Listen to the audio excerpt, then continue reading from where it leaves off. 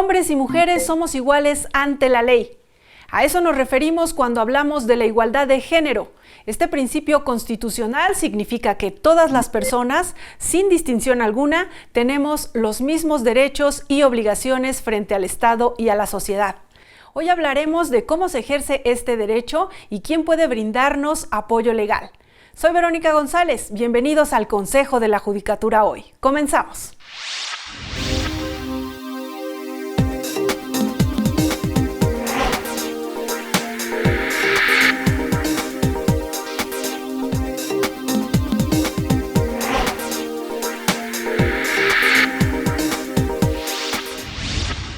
Decir que somos iguales ante la ley y ubicar este principio en la Constitución realmente es sencillo. Sin embargo, para que sea efectivo, debe traducirse en oportunidades reales. Por ejemplo, para ir a la escuela, acceder a un trabajo o a servicios de salud y seguridad social, o para competir por puestos o cargos de representación popular, también para gozar de libertades, para elegir pareja o conformar la familia, y en general para participar en los asuntos de nuestras comunidades, organizaciones y partidos políticos. Vamos a ver qué opinan diversos especialistas sobre las mujeres y su derecho a decidir.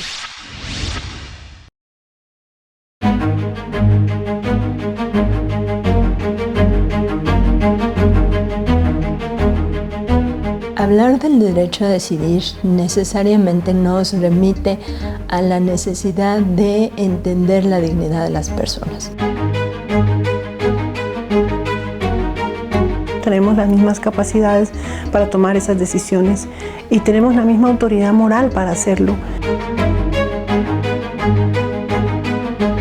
Y entendamos lo que implica para una mujer en este contexto machista de estar sujeta a lo que los demás hagan.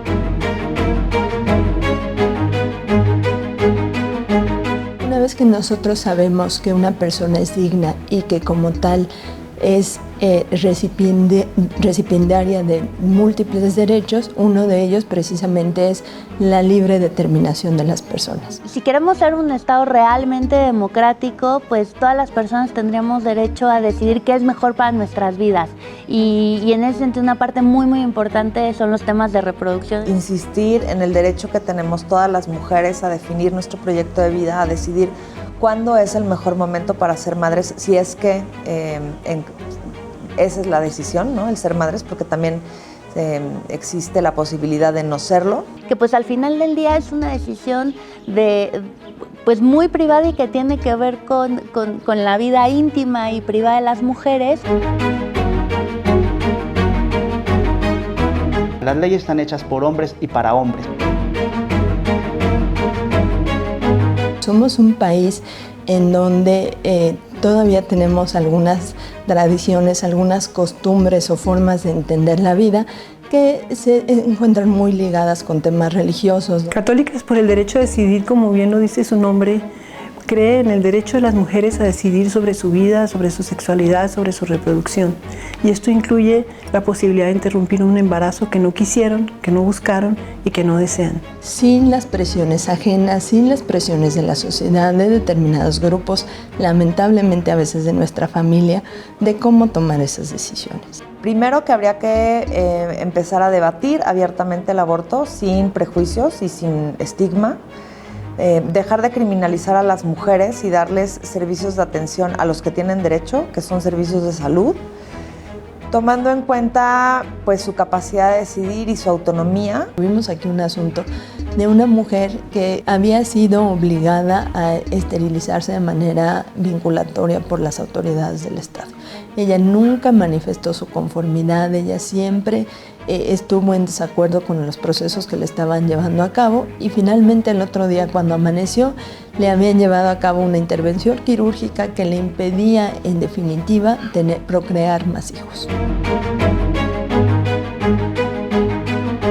Las mujeres necesitan autonomía, necesitan su derecho al libre desarrollo de la personalidad.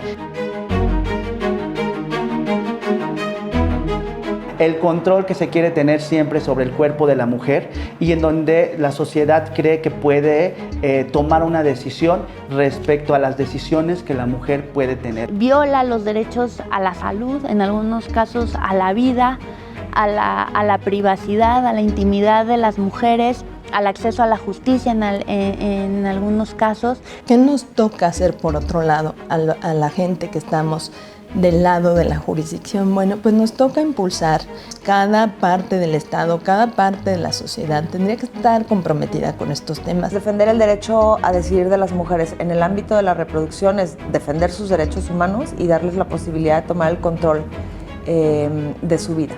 Que se abran las puertas para que legal y jurídicamente, legalmente y socialmente se acepte que las mujeres tenemos esa posibilidad, tenemos esa autoridad y debemos tener las mismas oportunidades en todo el país de hacerlo.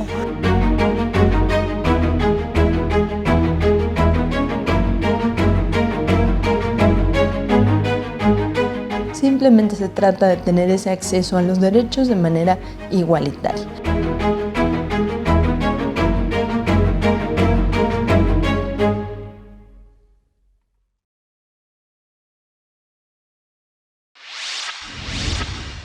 Echemos un vistazo a lo que dice la Constitución y los tratados internacionales sobre la igualdad de género.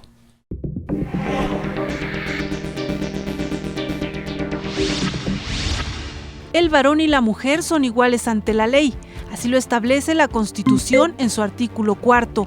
Esto significa que todas las personas, sin distinción alguna, tenemos los mismos derechos y obligaciones ante el Estado y la sociedad. El principio de igualdad de género está consagrado en diversos instrumentos internacionales. El artículo 1 de la Declaración Universal de los Derechos Humanos de 1948 establece que todos los seres humanos nacen libres e iguales en dignidad y derechos. La Convención sobre la Eliminación de todas las formas de discriminación contra la mujer, CEDAW por sus siglas en inglés, adoptada en 1979, es obligatoria para todos los estados que la han suscrito. Entre otras obligaciones, establece que se deberán emprender todas las acciones para lograr la igualdad entre hombres y mujeres.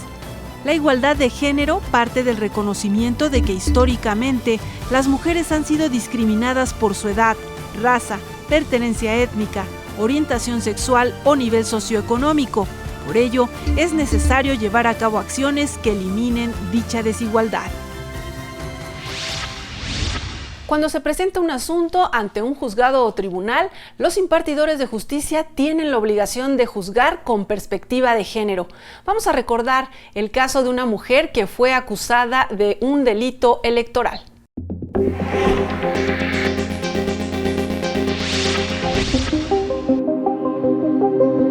En el proceso electoral de 2018, los candidatos independientes para ocupar el cargo de alcaldes en la Ciudad de México tuvieron que juntar en un plazo de 60 días el 1% de las firmas de la lista nominal de electores en el 35% de las circunscripciones de la demarcación.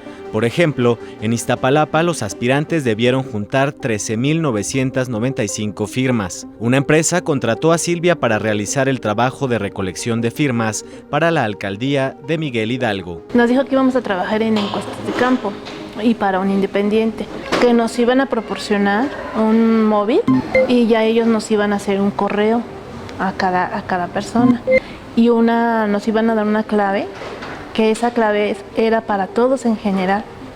El trabajo no fue lo que Silvia esperaba y pronto abandonó la misión. Pero yo nada más hice 5, capturé 5 credenciales de aquí mismo, de mis familiares, y eso fue todo. Ya después ya ni siquiera lo ocupé, lo tuve ahí en mi casa. En noviembre de 2017, Silvia devolvió el móvil. 2 meses después, lo que inició como un empleo para ganar un dinero extra, convirtió en su peor pesadilla. Me llegó una notificación de la FEPADE que tenía que ir a declarar por probable delitos electorales. Con el teléfono que estaba a nombre de Silvia, se presentaron firmas ficticias y esto constituye un delito electoral que se castiga hasta con 7 años de prisión. Ella solicitó el servicio de un defensor público federal, pero no había forma de probar que Silvia no era responsable, pues al entregar el móvil no documentó esta entrega. Entonces, se optó por una solución alterna, en este caso, la suspensión condicional del proceso. Para poder disfrutar uno de la suspensión condicional, uno de los requisitos o una de las condiciones que uno que uno normalmente y que uno tiene la obligación de asumir es la de desempeñar un trabajo lícito. Al momento en que yo le pregunto a la mujer cuál es su trabajo lícito, ella me dice, es que no trabajo, soy ama de casa.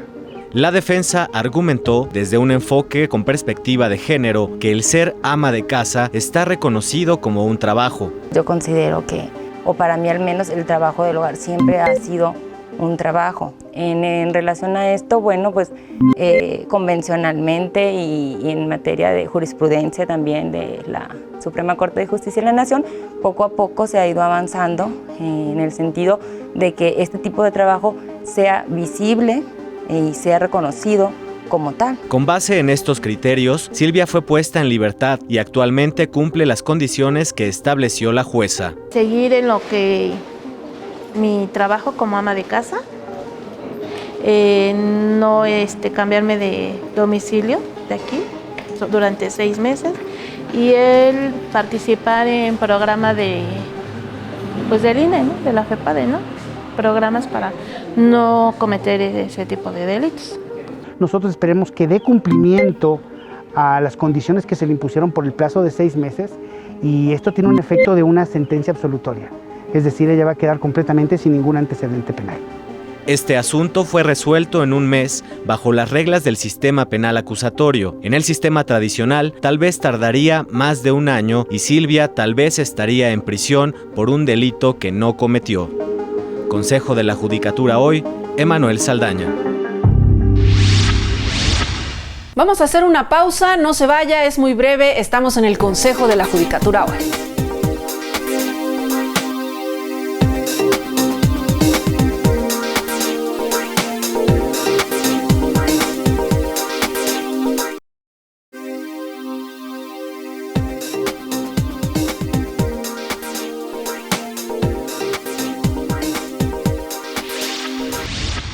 Ya estamos de regreso y en otros temas está con nosotros la maestra Constanza Mendoza Vázquez. Ella es defensora pública federal y presta sus servicios en la delegación del Instituto Federal de Defensoría Pública en el estado de Jalisco. Maestra, bienvenida.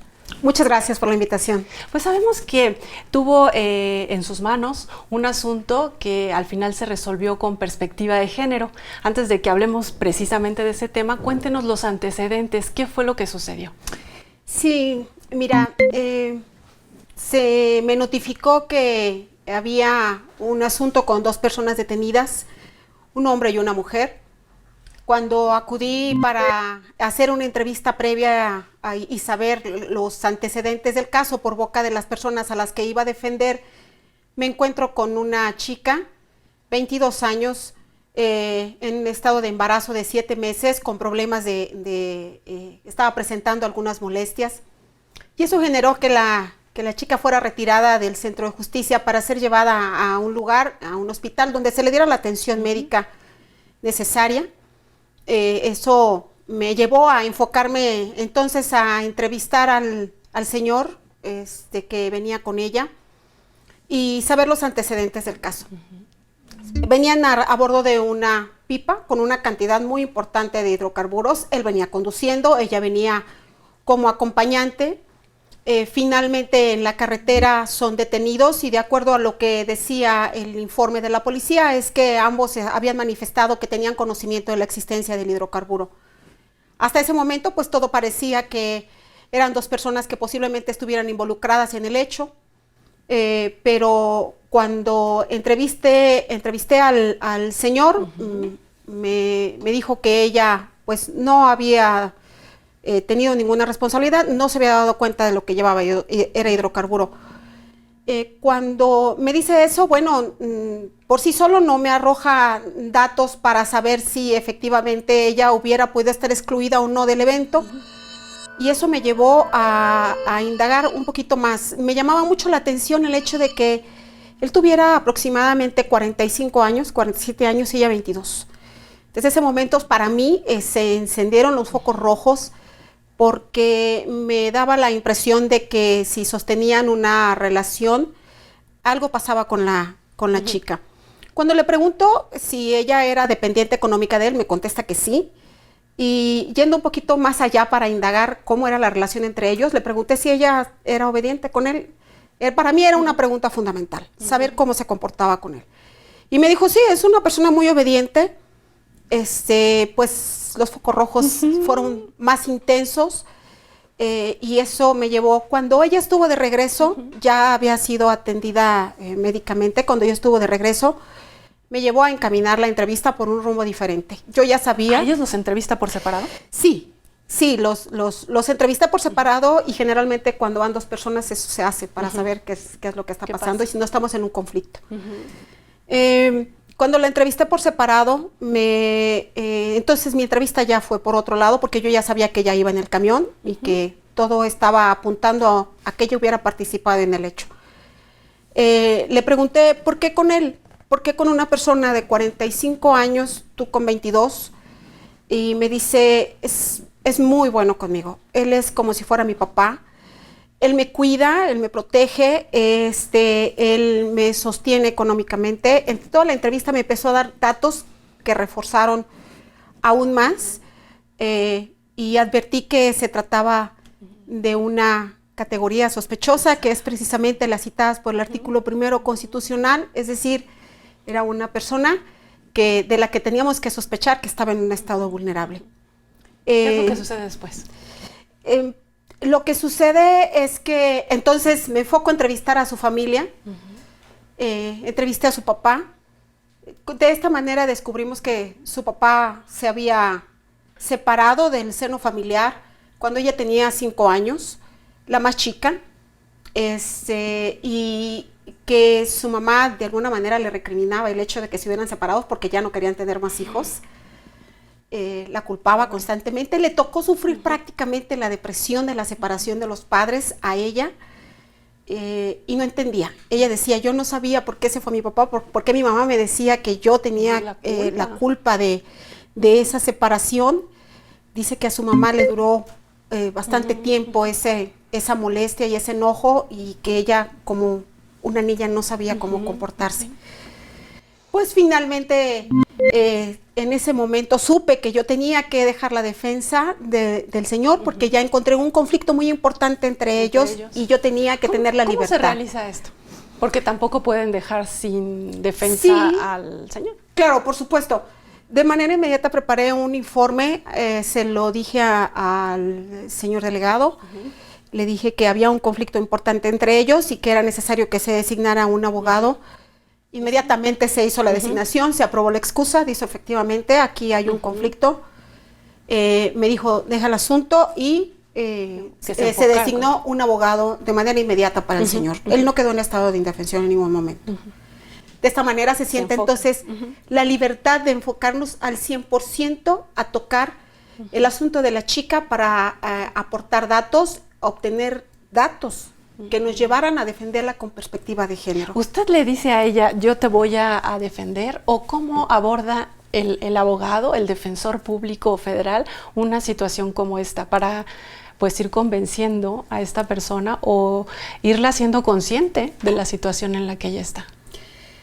Sí, lo que pasa es que cuando estamos frente a un caso como estos en especial, en donde los antecedentes no nos dicen que hubiera maltrato de parte de él, ella ni siquiera se daba cuenta, gana, ¿no? Exactamente, ella ni siquiera se daba cuenta de que estaba sufriendo o de que estaba sometida en una relación asimétrica de poder. Es decir, la relación que ella tenía con él era una relación que se asemejaba mucho a la de un padre con un hijo, en donde ella obedecía, él mandaba, él sostenía económicamente, la cuidaba. Exactamente, ella confiaba 100% en él, de manera que ella atendía lo que él decía. Ella no se daba cuenta. Sí le expliqué que tenía que dejar la defensa de él. De repente sí le pareció extraño por decir, ¿por qué nos van a nombrar 2 abogados? Pues porque esto es necesario, necesito defenderte a ti y quiero saber cuáles son tus antecedentes. Posteriormente me apoyé en su papá, a quien le hice una entrevista más para saber datos, por supuesto no para cuestionar, porque no se puede cuestionar este tipo de cosas, pero sí para saber datos de qué fue lo que pasó con ella. ¿Qué pasó con ella cuando hubo esa separación? ¿Cuánto tiempo había estado separado del seno familiar? Y así me di cuenta que habían sido 10 años que había estado separado. 10 años en donde no había tenido más de que 2, 3 veces el acercamiento de regreso ahí, ni siquiera fue regreso, iba a esa casa, 2, 3 veces fue.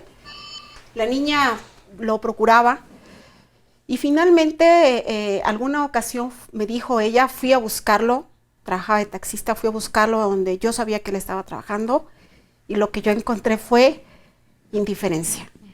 La respuesta, la pregunta que me hizo mi papá cuando lo vi fue, ¿para qué me buscas? Y creo que eso fue lo que lo marcó. Y creo que eso fue lo que la puso entonces en el estado de vulnerabilidad para relacionarse a los 14 o a los 15 años con la misma persona que el día de los hechos iba conduciendo el vehículo. ¿Qué es lo que se plantea usted para llevar la defensa de esta chica cuando pues todo parece indicar que sí había participado pues en un hecho ilícito, ¿no? ¿Cómo enfocó usted la estrategia o qué es lo que sigue legalmente? ¿Qué es lo que sigue? Sí, ya los datos que yo ya estaba reuniendo para ese momento, desde la entrevista que yo tuve con el señor, posteriormente tuve una entrevista asistida debidamente por su abogado, en donde se le explicó que tenía derecho a guardar silencio. Él declaró, participó. Los datos que obtuve con su papá, eso me hizo dar un giro a la estrategia de defensa para decir, aquí hay que exponer todo el estado de vulnerabilidad que tenía ella para poder decirle al juez que ella no podía tener control sobre el evento, que ella no conocía la existencia del hidrocarburo, porque así me lo habían manifestado los dos, pero que además, aún sabiendo que existía ese hidrocarburo, ella no podía disponer, que era precisamente la conducta que se le estaba atribuyendo en la posesión, es decir, el ejercicio de poder sobre el hidrocarburo. ¿Esto se realiza en la etapa de la audiencia? Estamos hablando del nuevo sistema de justicia Exactamente. penal. Fíjate que es una etapa en donde se hacen movimientos inmediatos, en donde si se detectan este tipo de datos, entonces el giro se hace en los mismos momentos. Es una audiencia que llegó para control de detención y en las entrevistas previas fue cuando se obtuvieron. Y sí, fue así. Al momento, hay un momento dentro de esta audiencia en donde se analiza control de detención y posteriormente la imputación. Y finalmente, para resolver la situación legal, se da un plazo de 72 horas o 144 horas. Se solicitaron al juez, se solicitó al juez ese plazo. Y durante ese plazo fue que se amplió la investigación. Realizan las entrevistas. Así es. Así y cuando es. regresan a... Cuando regresamos ya a la audiencia, pues obviamente ya salimos a la audiencia, ya salimos dos abogados, uno representando al señor, servidora representando ya a la chica. Y entonces en ese momento empezamos a hacer una exposición para exponerle al juez y justificarle por qué motivo vamos a desahogar la audiencia en esos términos, por qué motivo vamos a ofrecer ciertos medios de prueba porque son válidos en esa etapa, por qué motivo necesitamos que nos admita ciertas testimoniales. Y entonces ahí se abre el panorama de juzgar con perspectiva de género. Los jueces, el Estado y la Suprema Corte, la jurisprudencia, les ha encomendado que desplieguen todo el poder para que dejen fluir la información y saber si efectivamente que la persona que tienen enfrente es una persona en estado de vulnerabilidad. Vamos a hacer una pausa y regresamos para que nos cuente exactamente qué fue lo que pasó en esa etapa de la audiencia. Sí. Vamos a la pausa, no se vaya, estamos en el Consejo de la Judicatura hoy. Regresamos.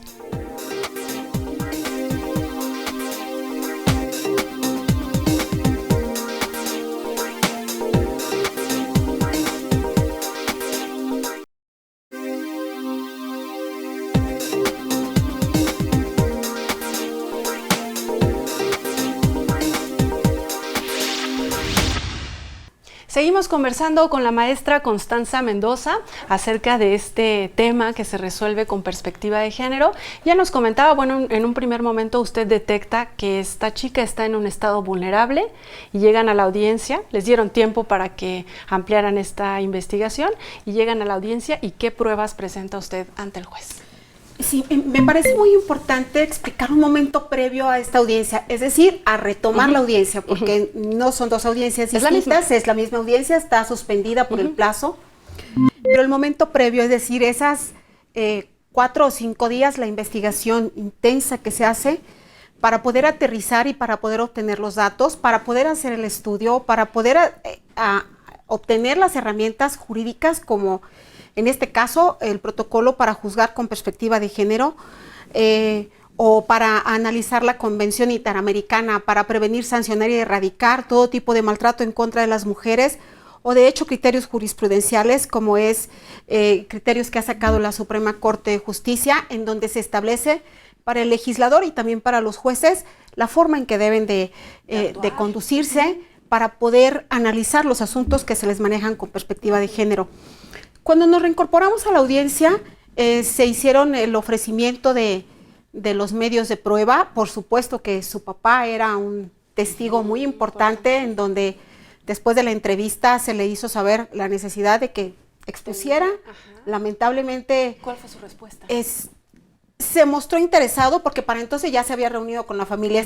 De hecho, tenía un mes de haber regresado a ese seno familiar, después de haber integrado otra diferente. Tenía un mes y creo que estaba haciendo como crisis ahí la relación. Finalmente dice, estoy dispuesto, licenciada, a platicar de qué manera fue que mi conducta contribuyó al estado en el que ahorita se encuentra mi hija. Sí, por supuesto. Se tuvieron alguna serie de tropiezos en cuanto a lo novedoso, creo, de los temas que se estaban tocando. Finalmente, otro testigo muy importante era el propio señor, y ella era la testigo más importante de todo este tema.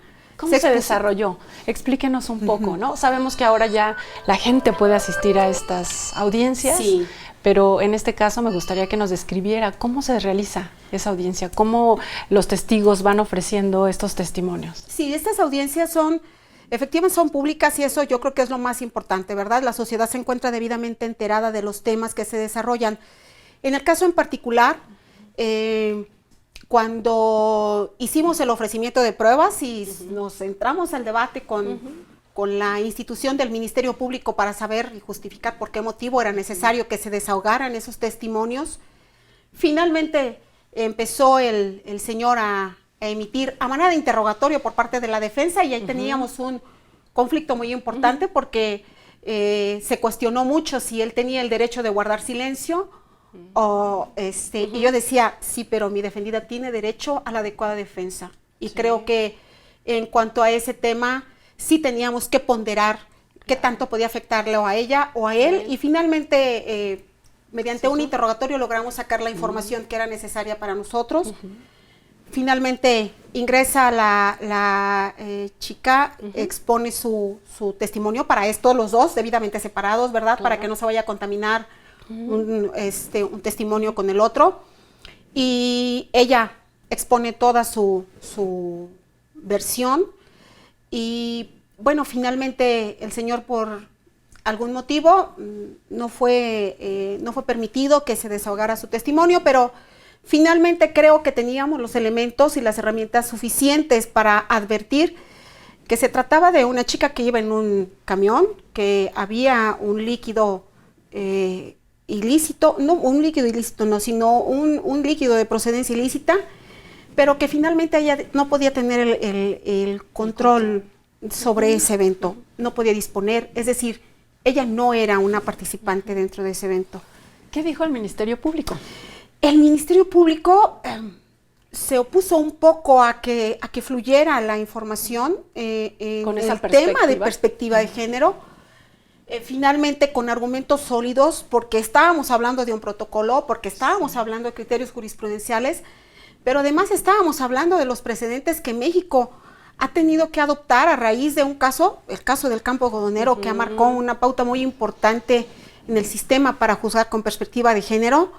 Finalmente la información fluyó, finalmente la información necesaria ingresó, y de esa manera fue que se resolvió, se decidió que efectivamente ella era una persona vulnerable, dependiente económicamente, ella obedecía, él mandaba, y de esa manera fue como ingresó al camión.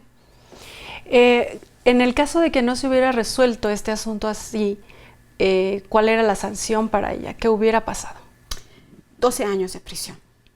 O sea, esa es la pena mínima del delito que se le estaba atribuyendo.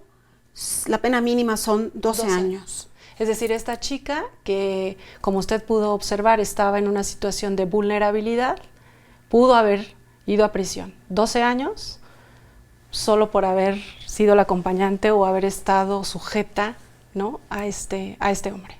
Sí, a 12 años si hubiéramos visto el hecho fácticamente. Es decir, dos personas arriba de un vehículo, traen hidrocarburo, los dos son culpables. ¿Qué nos podía decir el evento? Nos podía decir eso solamente. Esto ocurría antes, ¿no? Hace tiempo, cuando no se tenía esta perspectiva de género, como usted ya mencionó, cuando no estaban estos antecedentes, ¿no?, de la Corte Interamericana, la jurisprudencia de la Corte, y sobre todo esta sensibilidad que ahora ustedes tienen como defensores públicos federales para detectarlo, ¿no? Me llamaba la atención cómo es que en cuestión de, pues quizás menos de una hora, usted tuvo que armar todo el caso y darse cuenta que tenía este enfoque. Sí, cuando menos sacar los primeros datos, insisto, los foquitos rojos empezaron a encenderse cuando había una edad muy importante de edades, una diferencia muy importante de edades, y cuando supe por los dos que ella era dependiente económica, que ella era muy obediente con él, y eso me llevó a seguir la investigación con su familia para saber cuál era el contexto. Al final el Ministerio Público, aunque dice usted se resistió un poco, al final sí se convence de que esta situación debía resolverse así. Sí, no con la amplitud que se hubiera esperado. Sí fue una audiencia con lucha, pero finalmente lo que importó fue que ingresó la información. Finalmente eso fue lo que importó, que la información estuviera ahí, que se ponderara, porque no se buscaba que ella fuera favorecida por el solo hecho de ser mujer. Ese es un punto muy interesante, maestra, porque la gente a veces piensa que perspectiva de género es solo favorecer a las mujeres, y en este caso podrían decir, pues solamente la quiere defender porque es joven y porque, ¿no? Sí, efectivamente, no es solo ese punto. Ese es un punto, pero creo que es el punto mucho más ligero, mucho más frágil dentro de todo este contexto. No era eso, era el estado de vulnerabilidad de esa mujer. Las condiciones en las que había crecido, la edad temprana, era una niña, tenía 15 años cuando él se había involucrado con ella, porque no podemos decir que ella se hubiera involucrado con él. Había una barrera muy importante entre sus 35 y sus 15 años. ¿Qué dijo el padre cuando compareció como testigo? Cuando estuvo conmigo en la entrevista, estos temas son un poquito, digamos que son delicados, porque hay que analizarlos sin entrar directamente a cuestionar, sin que se sientan juzgados por uno, sino que sientan la libertad de entregarnos la información y decir, bueno, hombre, tiene un retorno, puede rescatar a su hija, necesito que por favor lo diga ante el juez. Y la actitud de él fue, bueno, si yo he colaborado y he contribuido para que ella esté en esta condición, pues sí, licenciada, estoy dispuesto a hacer lo que me toca para poder sacarla de aquí. Oiga, maestra, y lo más importante, al final, esta chica, ¿qué le dice o cómo se sintió? ¿Qué expresó durante la audiencia también?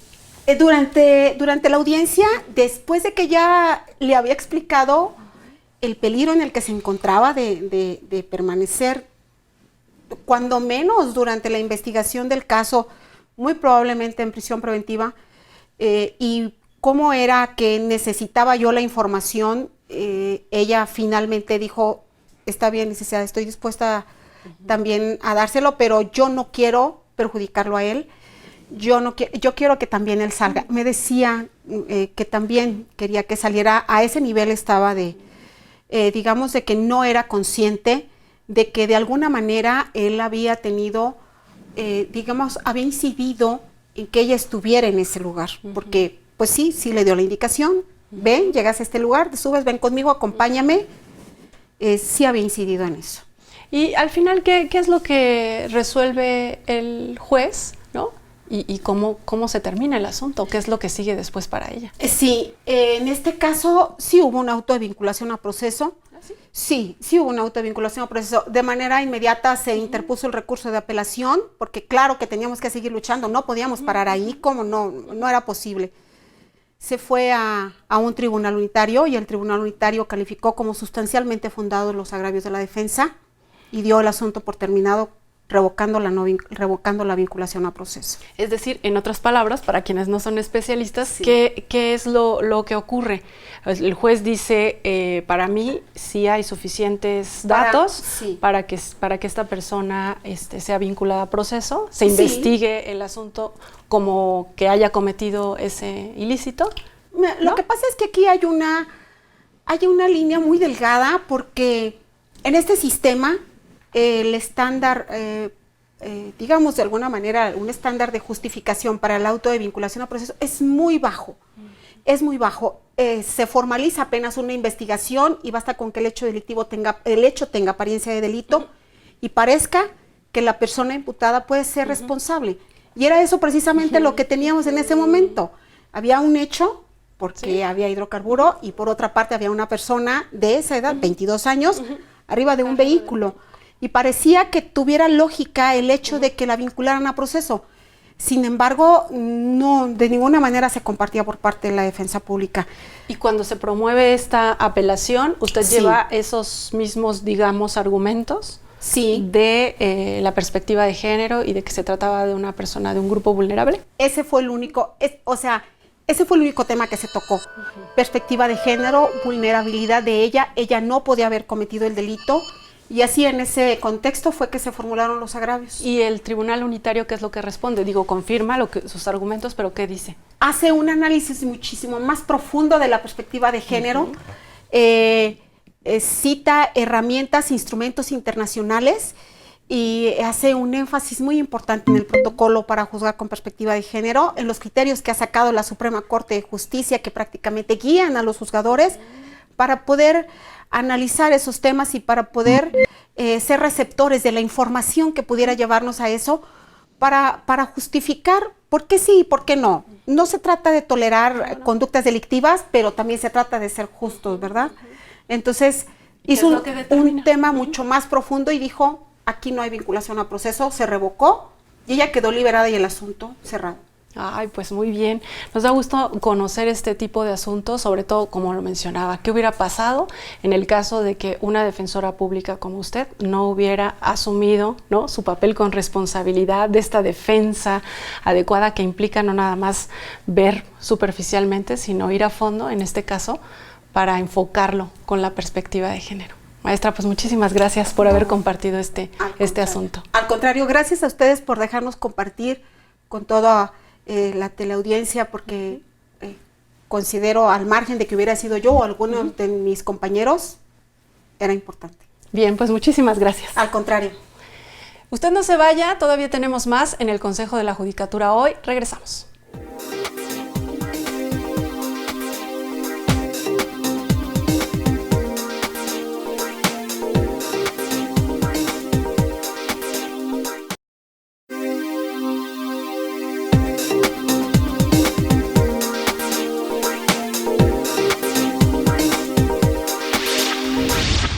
Echemos un vistazo a lo que sucede en las aulas del Instituto de la Judicatura Federal.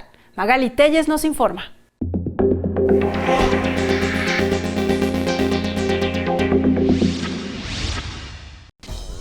Falsificación de documentos, clonación de tarjetas bancarias, fraude, extorsión, pornografía infantil y un mal uso de datos personales son los riesgos que encuentran en la red más de 79 millones de cibernautas en México. El 34% de ellos son menores de edad. Ahora vemos delitos que además de que tienen otra forma de operación, pues son delitos más intangibles, por llevarlo de alguna manera, ¿no? Que están dentro de una red, que es difícil perseguirlos, que involucran a personas morales que no son fácilmente identificables. Entonces todo esto nos demanda, pues, repito, que el derecho evolucione, que le haga frente a otras necesidades. Sobre todo también porque en este caso en específico de delitos están relacionadas personas morales, empresas transnacionales que no operan específicamente dentro del territorio nacional. En la Escuela Judicial, magistrados y jueces federales intercambian experiencias con la Policía Federal a través del curso Delitos Económicos y Cibernéticos. El objetivo es combatir estos delitos desde el ámbito penal. Es un tipo penal, por decirlo así, un poco complicado por los elementos que lo envuelven, pero en términos lisos y llanos podemos decir de que hay ocasiones en que alguna persona, a través de un delito original, podemos llamarle así, de cohecho, por ejemplo, que recibe algún dinero y después hace ocultamiento de ese recurso que viene de una procedencia ilícita y pues se van cambiando a veces de cuentas bancarias a otros o en el extranjero inclusive, ¿no? Es muy importante a efecto de poder configurarlo ya cuando se judicializa un asunto en el nuevo sistema, ver cuáles son en específico los bienes jurídicos que busca proteger esta norma para efecto de poder encuadrarlo, digamos, en el hecho que se esté llevando o se esté imputando por parte del Ministerio Público, ¿no? Registros del Instituto Nacional de Transparencia, Acceso a la Información y Protección de Datos Personales revelan que en México cada 24 horas se cometen 82 delitos cibernéticos. Nosotros, al ejercer nuestra función cotidiana, tenemos en nuestras manos asuntos que resolver, muchas veces ya vinculados con este nuevo tipo de delitos económicos que tienen que ver con el lavado de dinero, el aspecto del uso de las tecnologías en materia cibernética, delitos fiscales. Son delitos muy específicos, muy especiales más bien en sus temas, que nos llevan a efectos de poder resolver con exactitud y con plenitud con relación a las conductas que van asumiendo los inculpados para poder tener un éxito en las sentencias. Cuidar sus datos personales, evitar ingresar a sitios con publicaciones dudosas y establecer contraseñas seguras son algunas sugerencias para evitar ser víctimas de estos delitos. Consejo de la Judicatura Federal, Magali Telles.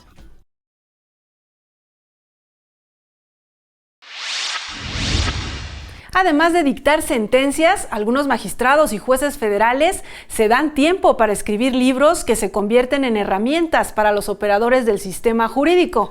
Dejemos que ellos mismos hagan la reseña.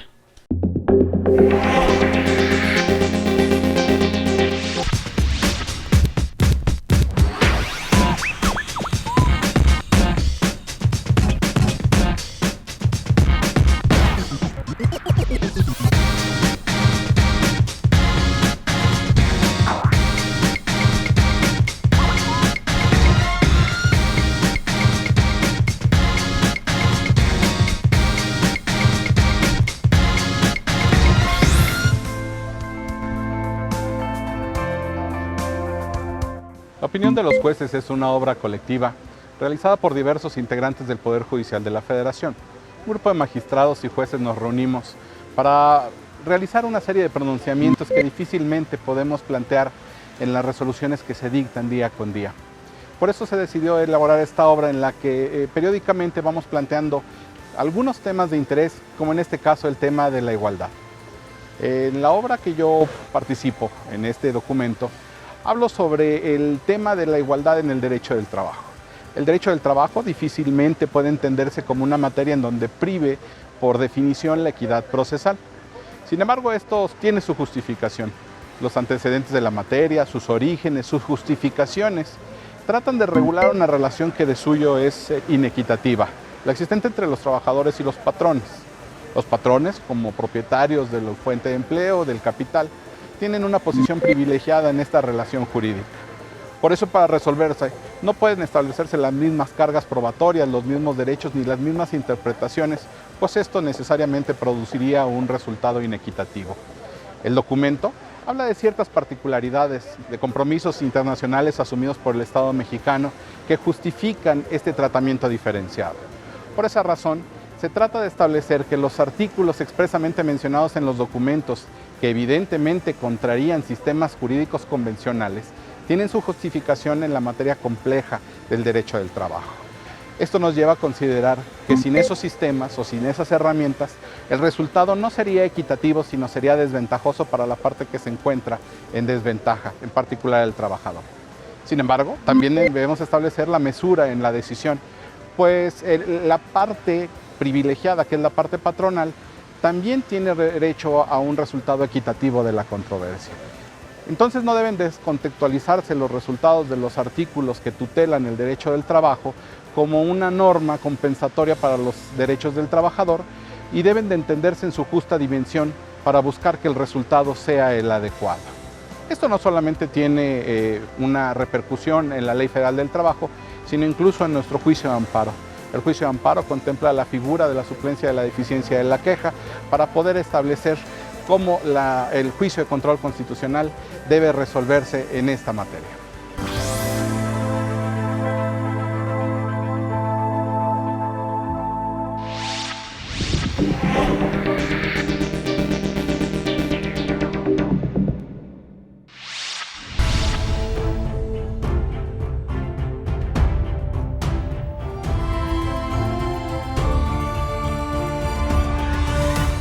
Hola, ¿qué tal? Soy Mario Cruz y soy profesor investigador del Departamento de Derecho de la Universidad Iberoamericana.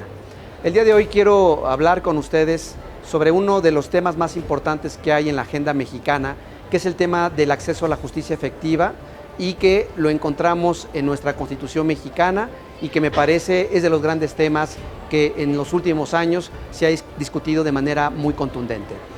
Precisamente, en las noticias diarias podemos advertir que los grandes debates sociales sobre los índices de confiabilidad en los modelos de justicia no son tan buenos. Por ello, me parece, hay que recuperar desde la Constitución mexicana qué tipo de herramientas, qué tipo de instrumentos tenemos para entender justamente ese acceso a la justicia.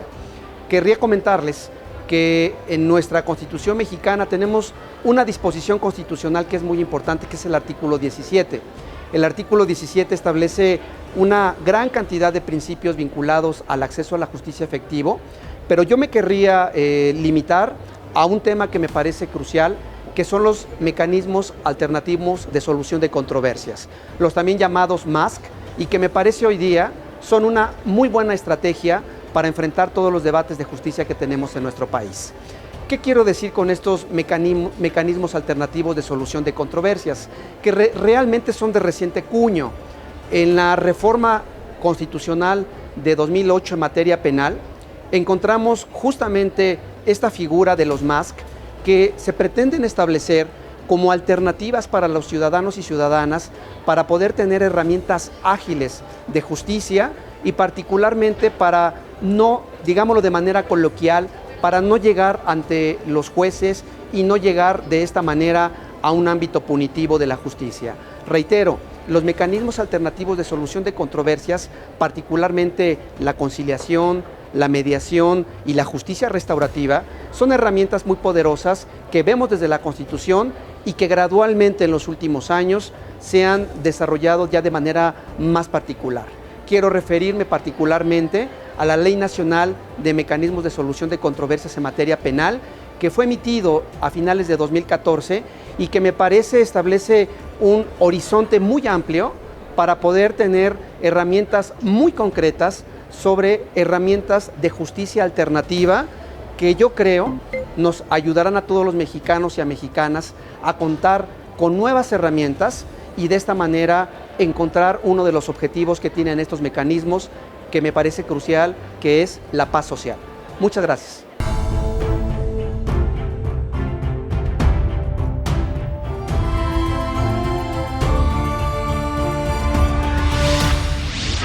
Ya nos vamos, pero antes la recomendación de un experto para ver buen cine relacionado con el mundo del derecho.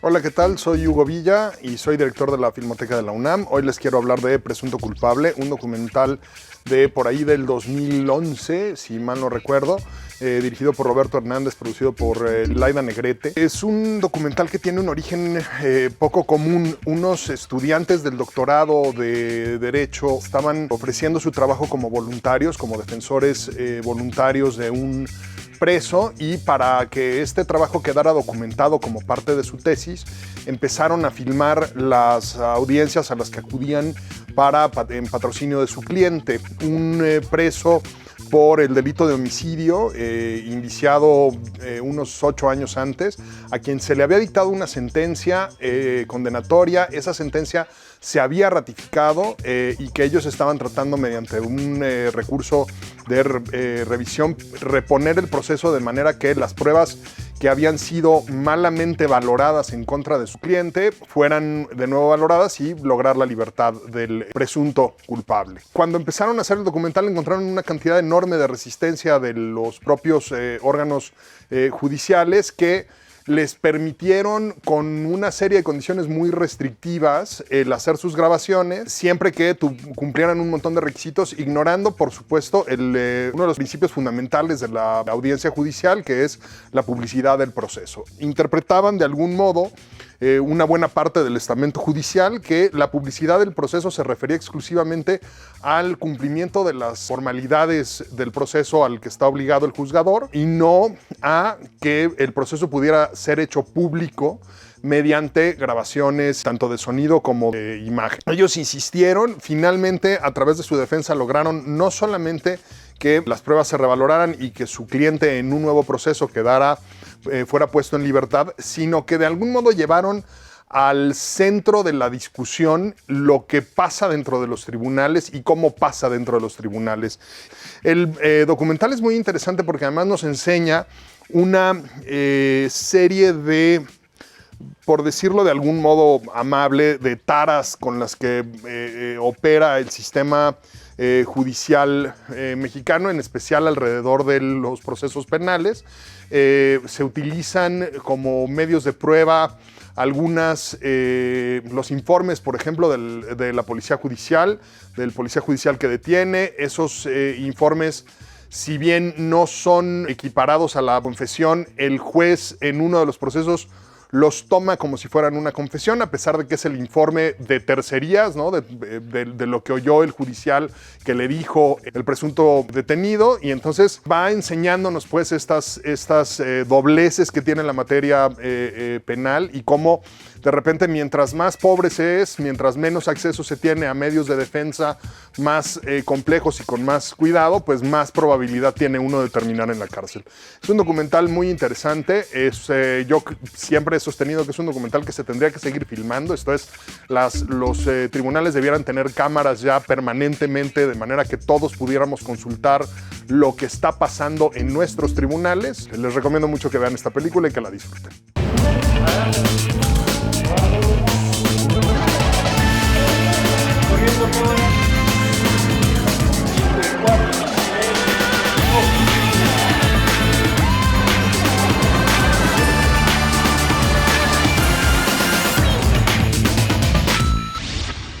Así llegamos al final del programa de hoy. A nombre del equipo de producción le agradezco su atención y le recuerdo que tenemos una cita la próxima semana. Así que no lo olvide, soy Verónica González. Quédese en la señal del Canal Judicial.